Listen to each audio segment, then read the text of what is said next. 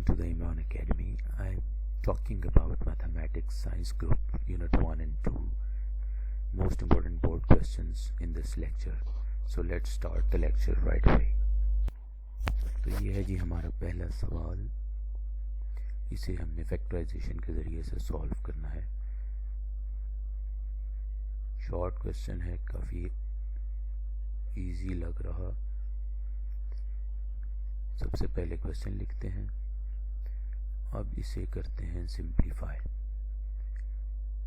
Simplify करने के लिए 15x को इक्वल की दूसरी तरफ ले जाते हैं तो अपना साइन चेंज कर लेगा दूसरी तरफ जाके. या फिर आप ये भी कह सकते हैं कि adding 15x on both sides, rather subtracting 15x on both sides. ये दोनों तरफ से आपने 15x से माइनस कर दिया है. माइनस करने से इधर से तो ये कट हो जाएगा, इधर ज़ीरो रह जाएगा और बाकी का ये जो हिस्सा है 5x स्क्वायर माइनस 15x है. अब इन दोनों में जो चीज़ कॉमन आए हम उसे कॉमन निकाल सकते हैं. यानी 5x स्क्वायर के फैक्टर क्या हैं जी 5, एक्स स्क्वायर के x इंटू एक्स हो सकते हैं और 15 के हैं जी 15 के फैक्टर 5 3 ज़र 15 और साथ में एक x है. अब जो कॉमन इनके अंदर फैक्टर्स हैं वो आप उठा लें. यानी 5 यहाँ से 5 यहाँ से दोनों में है तो कॉमन एक x यहाँ से और एक x यहाँ से, तो इसे हम कॉमन निकाल लेते हैं. 5x चूँकि बाहर निकल चुका है तो जो चीज़ें बच गई हैं वो हम अंदर लिखेंगे. ये वाला x बच गया है, नेगेटिव साइन बच गया है और ये वाला 3 बच गया है इक्वल टू 0. नाउ अब ये दो रकमें बन गई हमारे पास, एक 5x और एक x माइनस 3. तो दोनों ही 0 के इक्वल हैं, मतलब दोनों का प्रोडक्ट 0 के बराबर है. तो इसका मतलब है बारी बारी हम इन दोनों को 0 के बराबर लिख लेते हैं और यहाँ से इनकी वैल्यूज़ मालूम कर लेते हैं. सो फाइनली x की दो वैल्यूज़ आ गई मेरे पास. तो सॉल्यूशन सेट जो है वो मेरे पास 0 और 3 आ गया और यही हमारा फाइनल आंसर है. ये है हमारा सेकंड क्वेश्चन. तो आइए इसे भी करते हैं.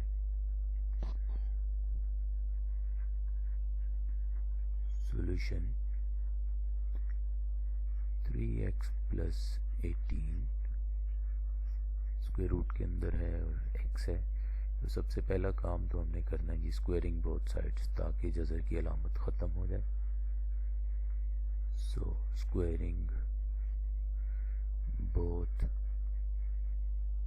sides.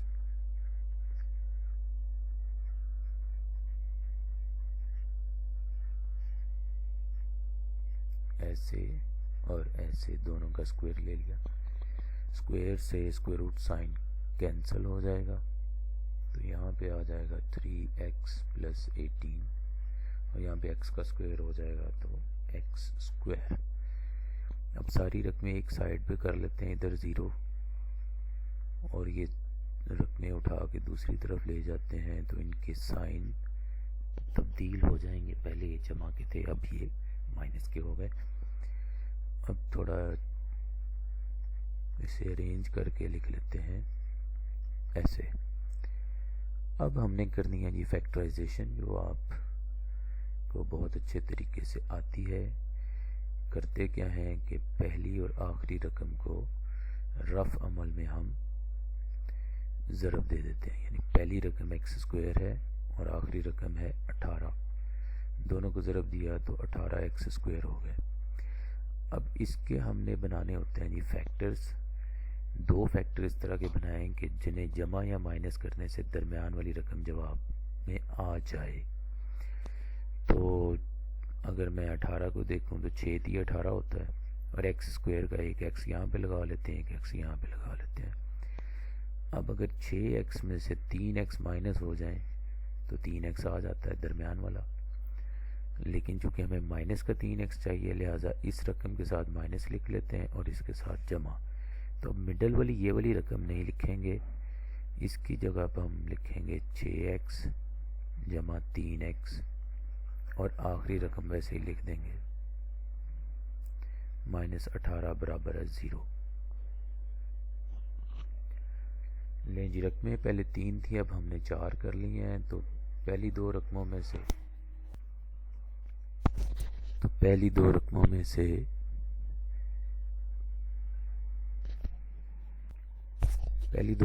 से x कॉमन ले लेते हैं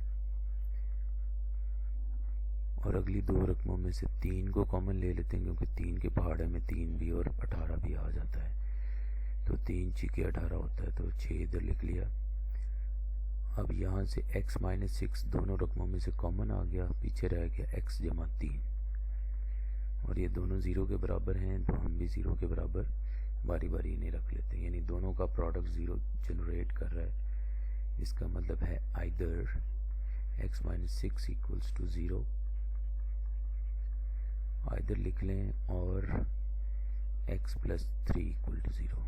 यहाँ से x का आंसर 6 आ गया, यहाँ से x का आंसर -3 आ गया। तो सॉल्यूशन सेट जो है वो हमारे पास बन गया -3 और 6। तो ये हो गया जी हमारा आंसर। अब चलते हैं नेक्स्ट क्वेश्चन की तरफ। Solve by factorisation.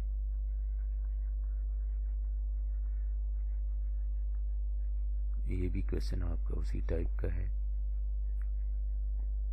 तो सबसे पहले क्वेश्चन लिखा,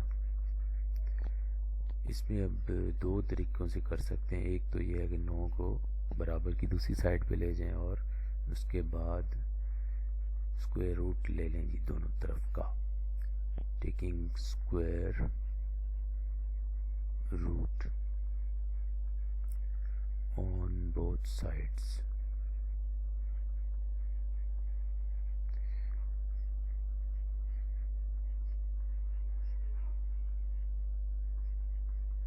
तो स्क्वायर रूट जो है वो 9 का 3 आ गया प्लस माइनस के साथ। तो सॉल्यूशन सेट जो है वो आपके पास माइनस का 3 भी आ गया और प्लस का 3 भी आ गया।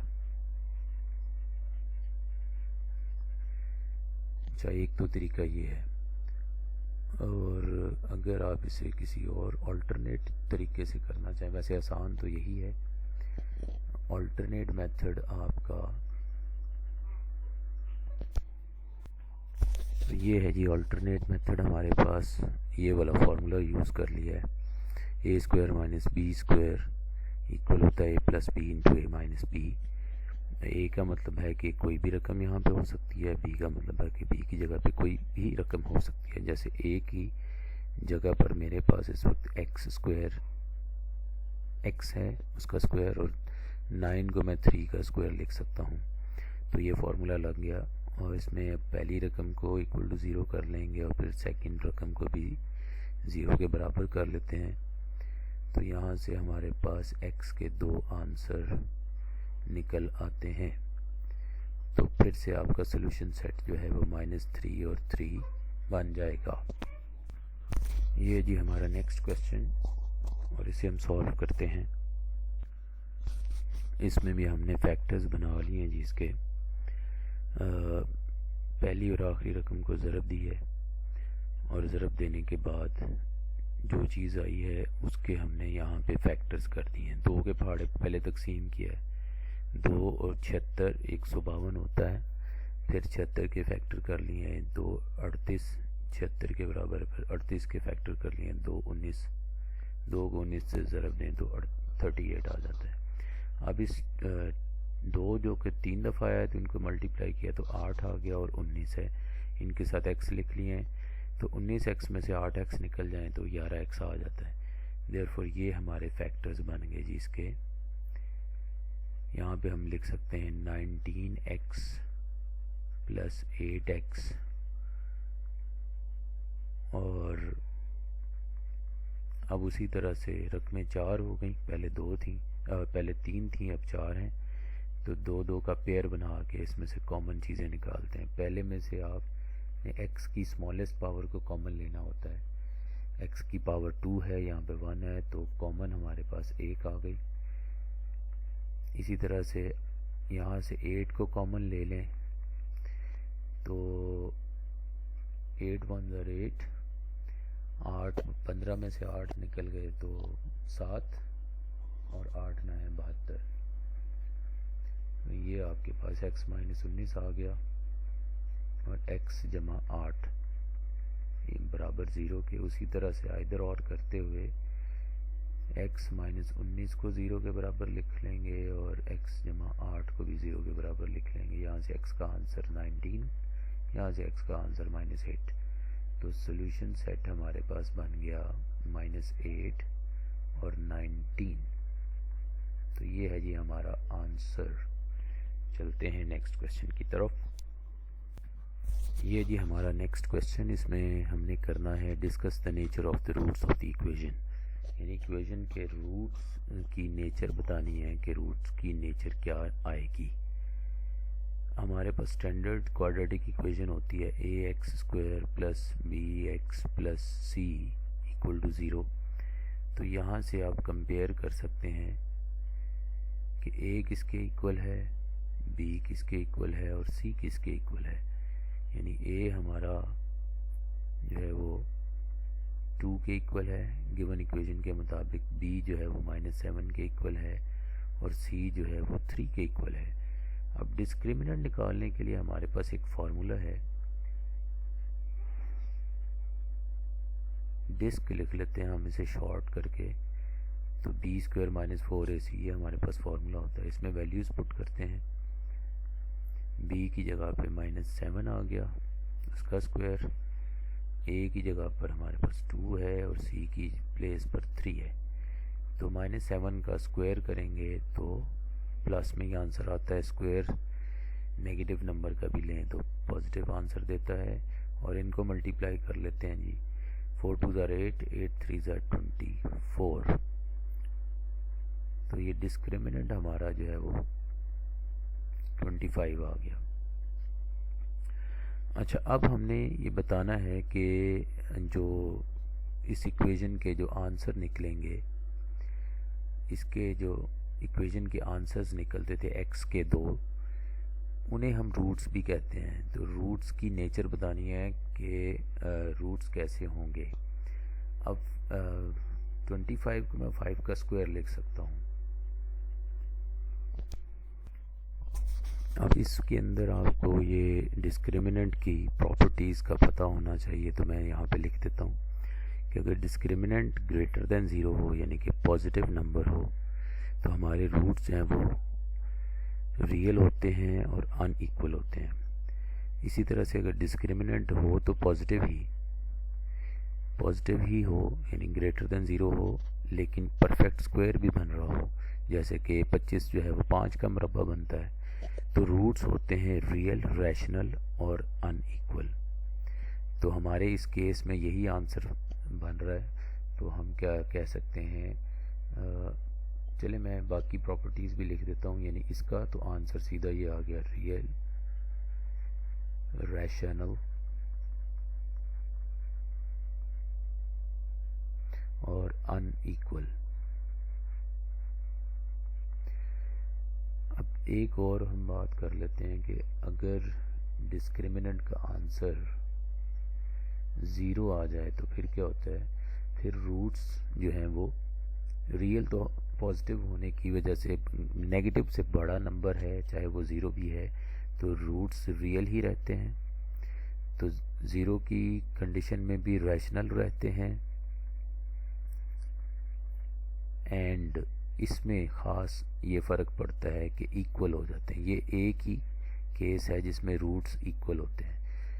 एक और कर लेते हैं जी, लास्ट है जी, अगर डिस्क्रिमिनेंट लेस देन 0 हो जाए, यानी कि माइनस में आ जाए, जवाब आपका नेगेटिव आ जाए, तो फिर हम सिर्फ लिख देते हैं कि रूट्स आर कॉम्प्लेक्स, यानी रूट्स जो हैं उस सूरत में कॉम्प्लेक्स हो जाते हैं या इसे इमेजिनरी भी कह सकते हैं। तो ये हैं जी कुछ केसेस रूट्स के हवाले से, इसे आप अच्छी तरह से देख लें, स्क्रीनशॉट ले लें, जितने भी क्वेश्चन आप स्क्रीनशॉट ले लें तो आप इसे बाद में भी देख सकते हैं। चलते हैं नेक्स्ट क्वेश्चन की तरफ। ये है जी नेक्स्ट क्वेश्चन हमारे पास। Write the quadratic equation having the roots -1 and -7। तो इसमें हमें जवाब दिए हुए हैं, वो कह रहा है कि वो इक्वेशन बनाएं जिसके ये जवाब हैं। तो उसके लिए हमारे पास फार्मूला होता है जी x² - sx + p = 0। s का मतलब सम है, p का मतलब प्रोडक्ट है। तो सम पहले निकालते हैं, यानी सम का मतलब है जो रूट्स दिए हुए हैं इन्हें आपस में प्लस कर लिया जाए। तो -1 + -7 तो ये -8 हो जाता है, और प्रोडक्ट का मतलब है दोनों को मल्टीप्लाई कर लिया जाए। तो 7 1 7 माइनस प्लस। अब इस इक्वेशन में ये वैल्यूज़ पुट कर देते हैं। x² - s की जगह पे आ गया जी -8 और p की जगह पे 7। तो ये इक्वेशन बन गई x² + 8x + 7 = 0। तो ये है जी वो इक्वेशन जिसके ये दो जवाब दिए हुए थे। तो जवाब से हमने सवाल बना लिया। अब चलते हैं नेक्स्ट क्वेश्चन की तरफ। ये है जी कि फाइंड ω² इफ ω = -1 + √-3/2। ये हमने लिखा। अब इसमें हमें क्या चाहिए जी, स्क्वायर करना है हमने। तो स्क्वायरिंग बोथ साइड्स कर देते हैं। इधर ओमेगा का स्क्वायर हो जाएगा -1 + √-3/2 का भी होल स्क्वायर हो जाएगा। स्क्वायर ले लेते हैं फिर। ओमेगा स्क्वायर तो वैसे ही आ गया। यहाँ पर फर्स्ट टर्म का स्क्वायर प्लस सेकंड टर्म का square plus 2 times first term into second term, और 2 का स्क्वायर होता है 4। -1 का स्क्वायर करेंगे तो +1 आएगा। यहाँ पे स्क्वायर रूट और स्क्वायर कट जाएंगे तो यहाँ से 3 आ जाएगा माइनस का। यहाँ पे -2 √-3 ओवर में है जी 4। 1 - 3 - 2 √-3 ओवर 4। तो यहाँ से आ गई -2 - 2 √-3 ओवर 4, और यहाँ से 2 कॉमन ले लिया तो -1 - √3 ओवर 4। तो ये 2 1 = 2 2 2 = 4, -1 - √- में -3 ओवर 2। तो ये हमारा ओमेगा स्क्वायर का आंसर आ गया जी। That's it. आज का लेक्चर यहाँ पे एंड करते हैं। Thanks for watching. अगले लेक्चर में इंशाल्लाह इन्हीं दो चैप्टर्स के मज़ीद शॉर्ट क्वेश्चन आपके सामने पेश करूँगा, और फाइनली फिर आपको लॉन्ग क्वेश्चन भी आपके सामने पेश किए जाएंगे। Thanks for watching. अगर अभी तक आपने हमारे चैनल को सब्सक्राइब नहीं किया तो सब्सक्राइब कीजिए, वीडियो को लाइक कीजिए, शेयर कीजिए। Thanks once again.